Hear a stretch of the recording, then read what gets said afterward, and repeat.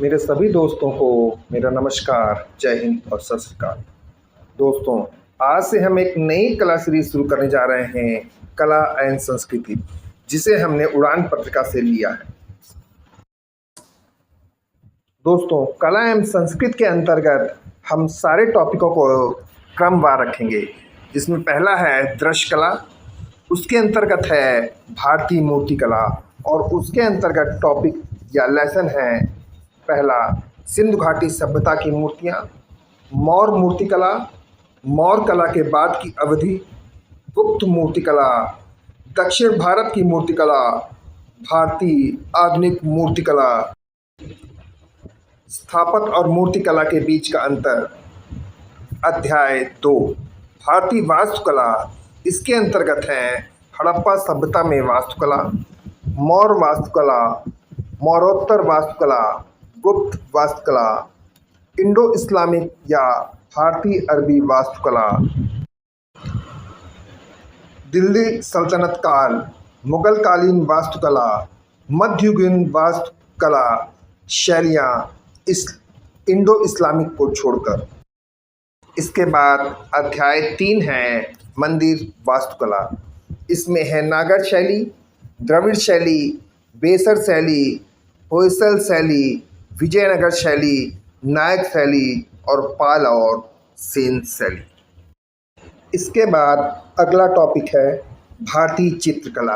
भारतीय चित्रकला के अंतर्गत है प्रागैतिहासिक चित्रकला, प्राचीन चित्रकला, बौद्ध गुफा चित्रकला, अन्य चित्रकला, लघु चित्रकला ऑब्लिक मध्यकालीन चित्रकला, दक्षिण भारतीय चित्रकलाएँ, कंपनी चित्रकला, बंगाल स्कूल ऑफ आर्ट और लोक कला।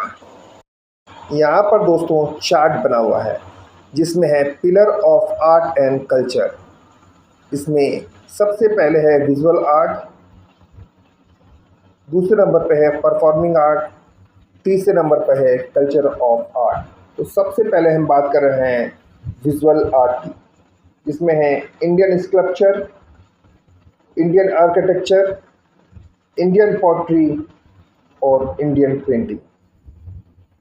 इसमें पहला टॉपिक है भारतीय मूर्तिकला। भारतीय उपमहाद्वीप में मूर्तिकला का सबसे पहला प्रमाण सिंधु घाटी सभ्यता से प्राप्त होता है। दोस्तों, प्रश्न ये भी यहाँ पर बन सकता है कि भारतीय उपमहाद्वीप में मूर्तिकला का सबसे पहला प्रमाण कहाँ से मिलता है, तो सिंधु घाटी सभ्यता से। और भारतीय मूर्तिकला के अंतर्गत है सिंधु घाटी सभ्यता की मूर्तियाँ। अब सिंधु घाटी की सभ्यता की मूर्तियों के बारे में चर्चा करेंगे।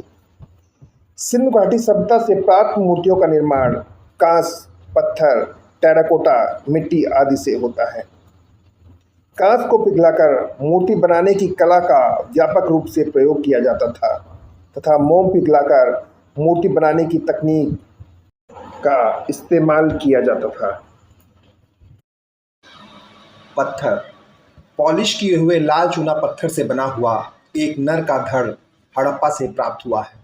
सेलखाड़ी से बने दाढ़ी वाले पुजारी जो मोहनजोदड़ो से प्राप्त हुए हैं, वे सुमेरियन क्षेत्रों के उर और सूसा में खोजे गए उसी तरह की मूर्ति के लगभग सादृश्य हैं।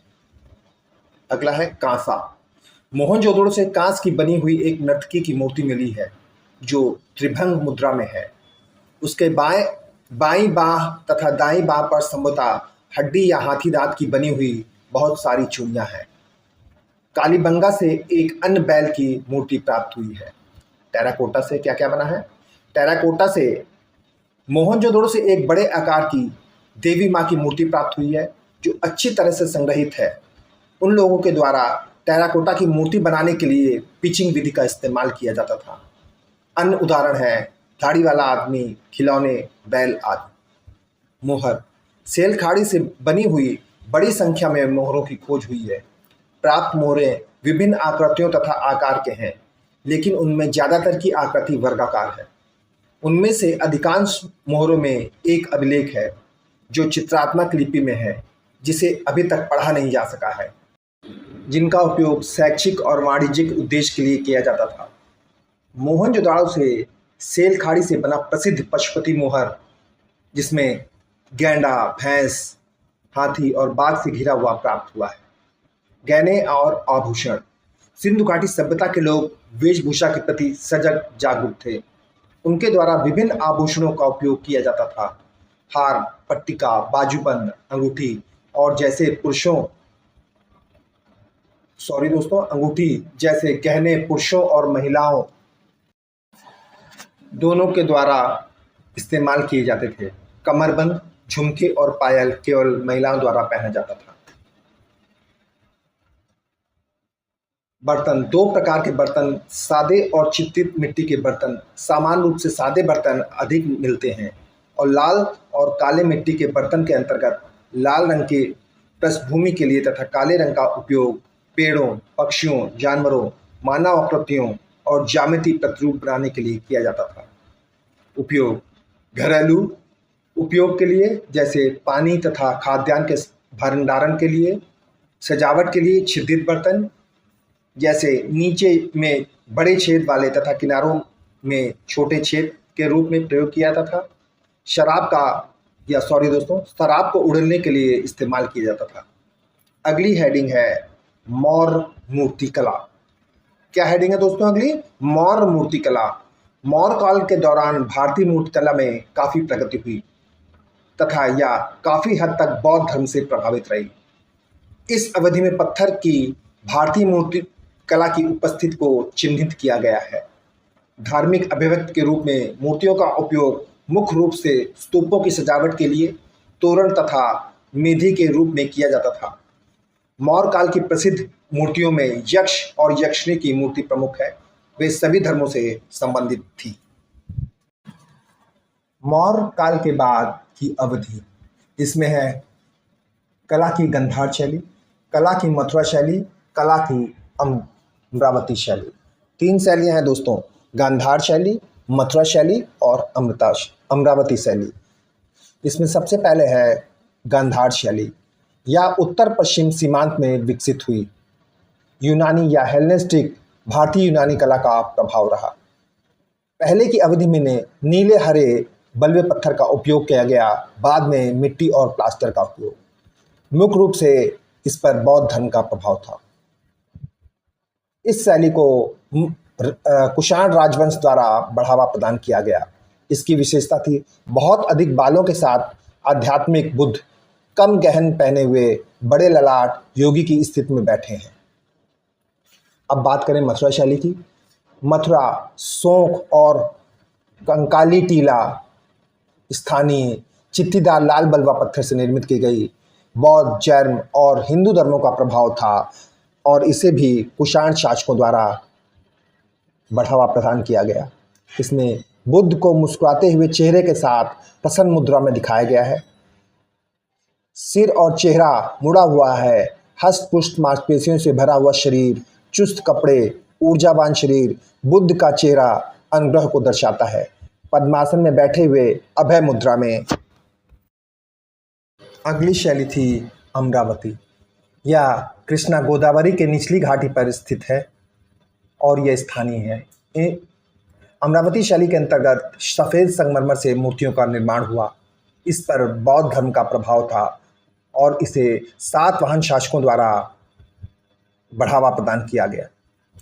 इसमें कथात्मक कला को दर्शाते हैं। बुद्ध की व्यक्तिगत विशेषताओं पर कम जोर दिया गया है। इसमें मानव के साथ साथ पशु रूप में बुद्ध के पिछले जन्मों के जीवन पर आधारित जातक कथा के विषय को दर्शाया गया है। दोस्तों, जो अमरावती शैली है, इसमें जातक कथाओं के आधार पर बुद्ध के जीवन को दर्शाया गया है। बुद्ध, बड़े कान, आंखें आदि बंद, ललाट पर उभार, दाहिने हाथ ललाट पर उभार। अगली हेडिंग है गुप्त मूर्तिकला। हिंदू, बौद्ध, जैन धर्मों के प्रसार के परिणाम इन धर्मों से संबंधित मूर्तियां बनाई गई हैं। देवी देवताओं की मूर्तियां बनने शुरू हुई। मूर्तिकला का मुख्य पारंपरिक केंद्र मथुरा था, जिसके साथ साथ बौद्ध यूनानी कला का केंद्र गांधार भी फलता फूलता रहा। गुप्त काल के दौरान ही मूर्तियों का निर्माण की सारनाथ कला का विकास हुआ। दोस्तों, गुप्त काल के दौरान ही मूर्ति निर्माण की सारनाथ कला का विकास हुआ। मथुरा और सारनाथ से ही उत्तर भारत के अन्य हिस्सों में मूर्तिकला का निर्यात किया गया।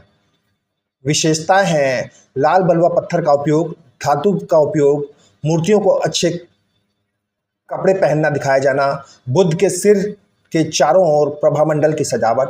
उदाहरण सुल्तानगंज से प्राप्त बुद्ध की जो एक तांबे की मूर्ति है, देवगढ़ के मंदिरों से प्राप्त पत्थरों पर की गई नक्काशी, उदयगिरी और अजंता के मंदिरों से प्राप्त मूर्तियां शिल्पकला का उत्कृष्ट नमूना है।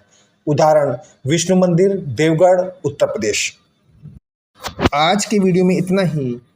अगले भाग में हम मूर्तिकला से संबंधित कुछ और महत्वपूर्ण तथ्य लेकर आएंगे।